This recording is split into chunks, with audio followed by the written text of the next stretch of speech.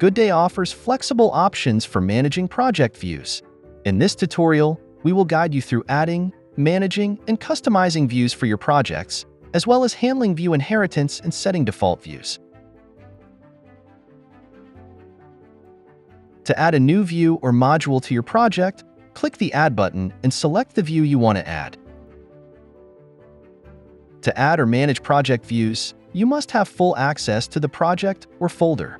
If you don't have full access, you won't see the Add button and won't be able to customize existing views.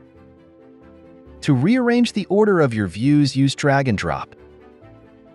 To delete a view or access other management options, such as renaming or duplicating, click More. Keep in mind, you can have multiple views of the same type within a project. Each of these views can have different settings, such as filters, sorting, or layout preferences.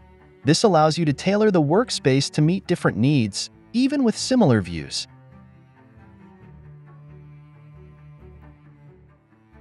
If you have multiple views in your project, you can set one as the default view by clicking the View More button and selecting Make Default. Once set as default, this view will open by default when you access the project. Please note that the Remember Project View setting, located under Settings, Account, Navigation, Project Navigation, may override this functionality.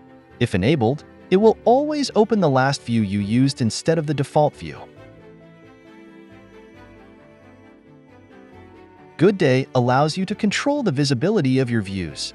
Public views are accessible to all project users, while private views are visible only to the user who created them. To maximize your workspace, you can collapse the menu by clicking the Collapse button. Once collapsed, you can switch between views by clicking the Current View control. If you want to collapse all projects or folders menus, by default go to Settings, Account, Navigation, Project Navigation, and Enable Minimize menu by default toggle.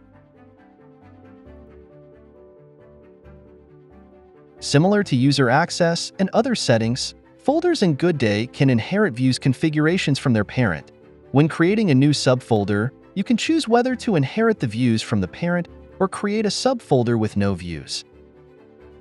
If you choose to inherit views, the subfolder will always have the same views as the parent folder. To manage view inheritance, navigate to Settings, Views. If a view is inherited from the parent folder, you will see a badge indicating this. If no views are inherited, you'll see a customized list of views. If you click Reset, all current views will be deleted, and the subfolder will inherit the views from the parent folder. We hope you found this tutorial useful. For more information, please visit our support center or contact us.